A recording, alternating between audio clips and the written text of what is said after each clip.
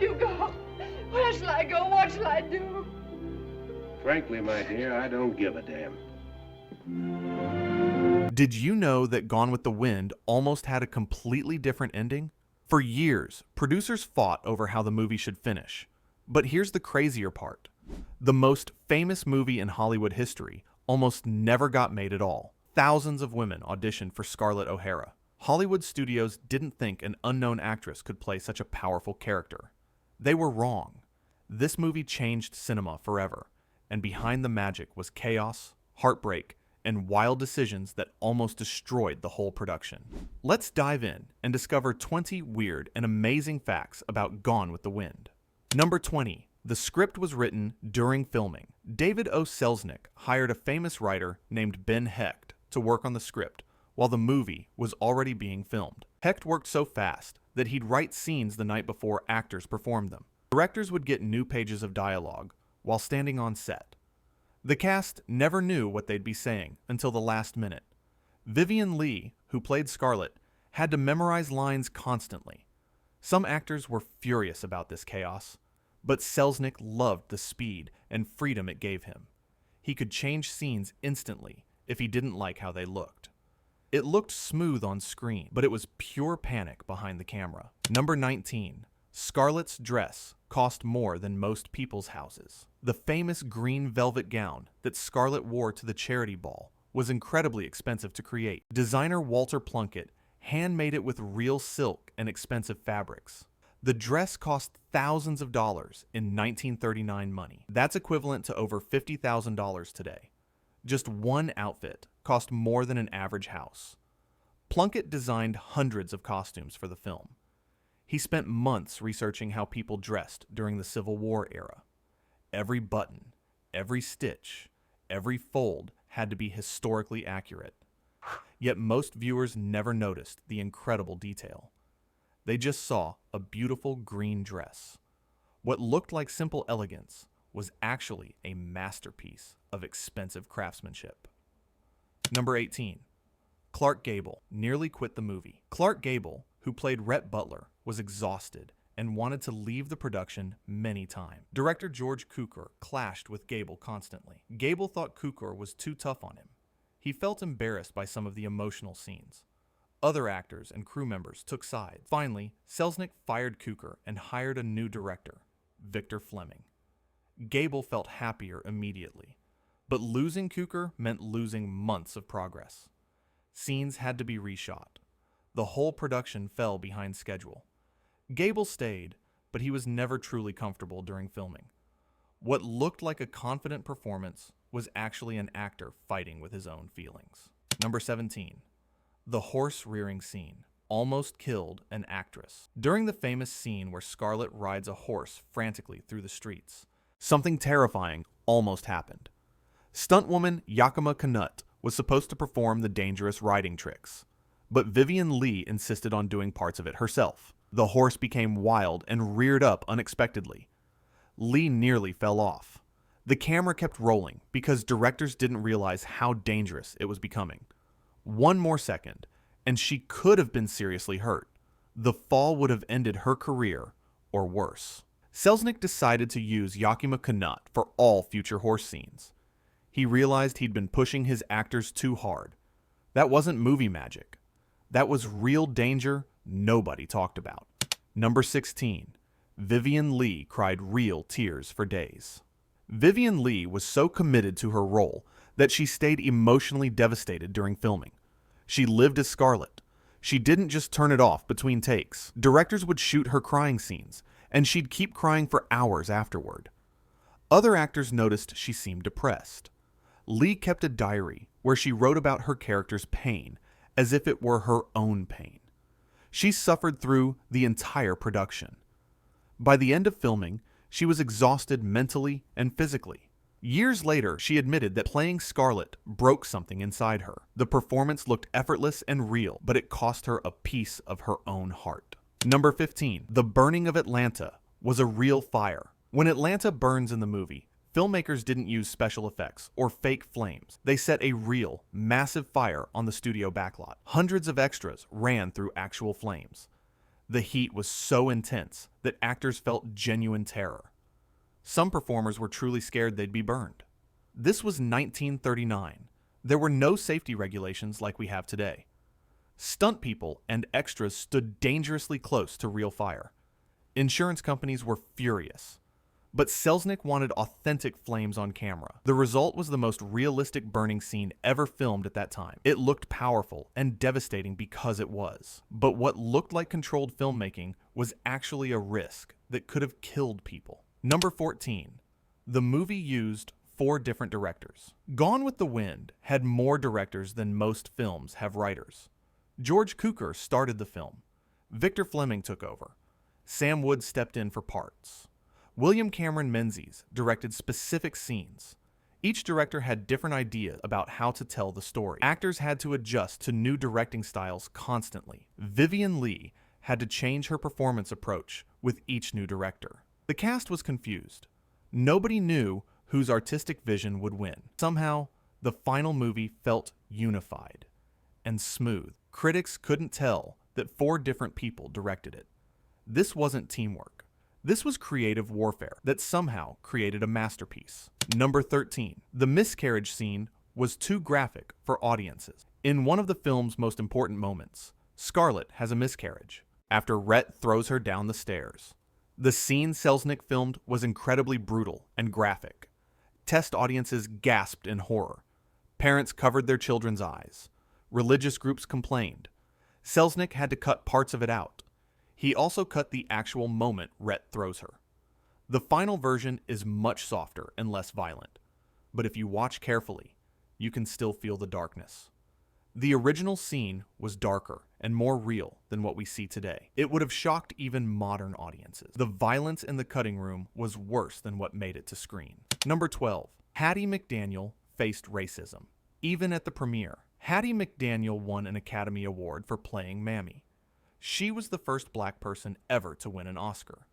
But at the movie's premiere in Atlanta, she couldn't even sit with her castmates. The theater was segregated. McDaniel had to sit in the back, separated from Vivien Leigh and Clark Gable. She was nominated and won an award for her incredible performance. Yet, she was treated as less than human at the very celebration of her own work. The irony was heartbreaking. Vivien Leigh and other white actors sat in front of her while she watched the movie from the back. This wasn't just unfair. It was a terrible reminder of the racism that existed in America. Her talent changed Hollywood forever, even though her own country didn't treat her with basic respect. Number 11. The book was rejected by multiple publishers. First, Margaret Mitchell's original novel, Gone with the Wind, was rejected by publishers multiple times. They said it was too long. They said nobody would want to read about the Civil War from this perspective. They said a female character this complicated and selfish wouldn't appeal to readers. Mitchell almost gave up. She'd worked on the book for 10 years. Finally, one publisher took a chance on it. The book became the best-selling novel in American history at the time. Then Hollywood came calling. If those early publishers had been right, we'd never have had this movie. Sometimes the gatekeepers are wrong about what people want. One yes changed literature and cinema forever. Number 10. Selznick sent search teams across America to find Scarlett David. Oh. Selznick was obsessed with finding the perfect Scarlett O'Hara. He didn't want to use a famous actress. He wanted to discover someone new, someone unknown. He sent talent scouts to every state in America. They held auditions in small towns and big cities. They looked for red-haired women who had Scarlett's spirit. The search became a national event. Newspapers covered it like a treasure hunt. Millions of women applied or dreamed of auditioning. But Selznick almost picked someone else multiple times. At the last minute, he saw Vivien Leigh, a British actress nobody in America knew. She wasn't even American. He took one look and knew immediately. He'd searched across an entire nation only to choose someone from another country. The search didn't find Scarlett. Destiny did. Number 9. The movie cost more than any film ever made. When Gone with the Wind started production, it had the biggest budget in Hollywood history. It cost around $4 million. That sounds small now, but in 1939, $4 million was insane. You could buy a house for $2,000. This movie cost as much as 2,000 houses. Other studios thought Selznick was crazy.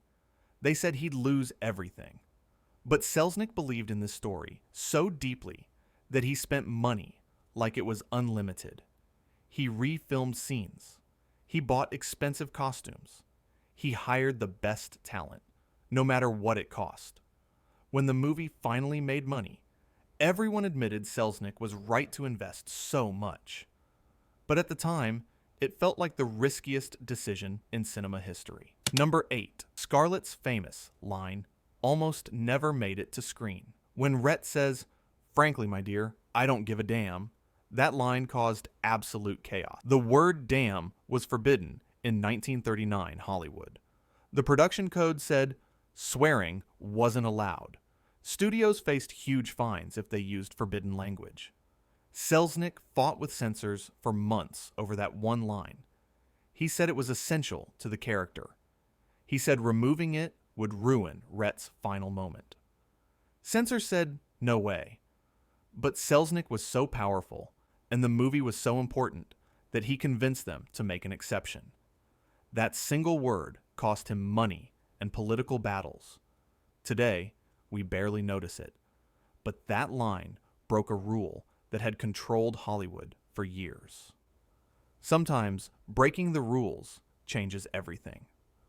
Number 7. The screenplay went through 16 different versions. Before the final script reached the camera, it was rewritten again and again. Different writers created 16 completely different versions of the screenplay. Each version changed the story, the characters, the ending, the tone. Scarlett was written as more selfish in some versions, more sympathetic in others. Rhett Butler was written as more romantic or more bitter, depending on the writer. Scenes appeared and disappeared. Some versions were darker. Some were lighter. The filmmakers debated constantly about which version captured the heart of Margaret Mitchell's novel. Different actors read different versions at different times. They didn't know which one was the real script. It was like solving a puzzle with pieces that kept changing. Creating one perfect screenplay took longer than filming some entire movies. Number 6. Real cotton fields were used for outdoor scenes. For the scenes at the plantation, Selznick didn't want to build fake cotton fields on the studio lot. He wanted authenticity, so they actually filmed at a real plantation. The heat was unbearable. The insects were everywhere. Actors and crew worked in conditions that were almost impossible. Vivien Leigh got sick from the heat and humidity. The cotton dust irritated everyone's eyes, but Selznick refused to leave. He wanted the audience to see and feel the reality of the South. What looked beautiful and graceful on screen came from actors suffering in terrible conditions. The elegance you see was built on genuine physical pain. Real cotton fields meant real discomfort for everyone. Number 5. The movie took 3 years to film production, stretched on and on. The filming schedule was supposed to be 9 months. It took almost 3 years from start to finish. Actors felt trapped. They were locked into contracts and couldn't take other roles. New actors had to be brought in for reshoots. Continuity became a nightmare. Costumes didn't match between scenes because so much time had passed. Clark Gable aged noticeably during production. Vivien Leigh changed physically and emotionally. Technical challenges kept delaying everything. Selznick kept making changes and demanding reshoots. The cast felt like they were in a never-ending project. By the time filming finally ended, everyone was exhausted. What looked like a carefully planned production was actually chaos stretched across years. Number 4. The ending was filmed 3 completely different ways. Selznick couldn't decide how the movie should end. Should Rhett and Scarlett get back together? Should they stay apart? Should it be sad or hopeful? He filmed the ending 3 different times with different emotions. In one version, Rhett returns and they reunite. In another, he leaves and she's alone. In the third, it's ambiguous and heartbreaking. Test audiences saw different endings. They reacted differently to each one. Selznick studied their reactions carefully. Finally, he chose the version where Rhett leaves, but he almost went with a different ending. That final moment, one of cinema's most famous scenes, almost didn't happen. One small choice changed movie history. Millions of viewers experienced the story one way when it could have gone completely differently. Number 3. Over 1,000 people worked on the film. The production required an enormous crew.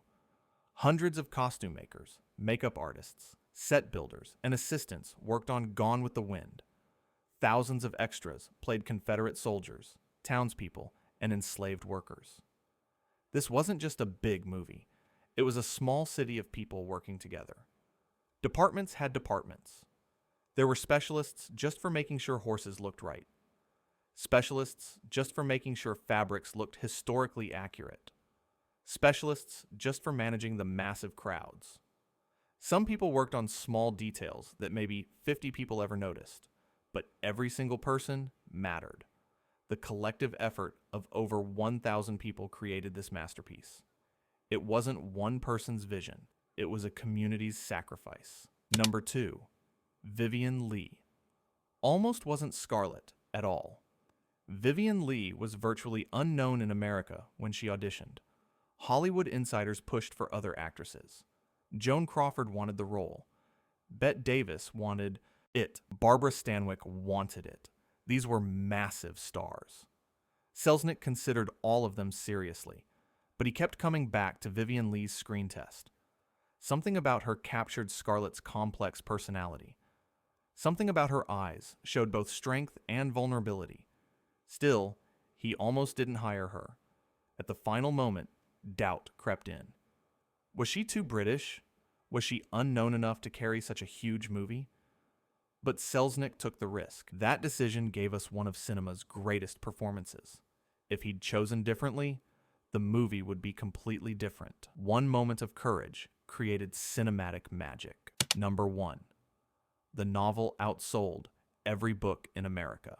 Before the movie even filmed, Margaret Mitchell's Gone with the Wind became the best-selling novel in American history. It broke every sales record. Millions of copies sold. People read it obsessively. Everyone had opinions about who should play Scarlett. The book became a cultural phenomenon before Hollywood touched it. This created enormous pressure on Selznick. He couldn't just make any movie. He had to adapt the most beloved book in America. If he failed, millions of disappointed readers would destroy him. If he succeeded, it would be legendary. That's why he spent so much money. That's why he refilmed so many scenes. That's why he obsessed over every detail. The book's success both inspired and terrified him. Creating a movie that matched the nation's imagination wasn't just a job. It was an impossible mission that somehow worked. Bonus fact, the original costumes survived a disaster. Most people never knew about years after Gone with the Wind premiered, the original costumes were stored in a studio vault. A fire broke out in the storage facility. Firefighters rushed in and saved most of the costumes before flames destroyed them. Walter Plunkett's handmade dresses, the famous green ball gown, Scarlett's traveling clothes, all nearly turned to ash. If that fire had been worse, we'd only have photographs of these incredible pieces of history. The costumes survived chaos and danger, just like the movie itself. They survived the production chaos, the decades, and almost a fire. Old tools and fabric, treated with such care, became museum pieces. The past lived again through art. Those dresses tell stories that words can never capture. Gone with the Wind wasn't just a movie. It was a battle between art and chaos, between vision and doubt, between impossible dreams and reality. Every frame cost something. Every scene required sacrifice and courage. From the burning of Atlanta to Vivien Leigh's emotional journey, from rejected manuscripts to one final line that broke Hollywood rules, This film taught us that great art requires risk. It taught us that one person's belief can change the world. If you enjoyed these stories, subscribe for more. Every movie hides a truth, and we'll keep uncovering them, one story at a time.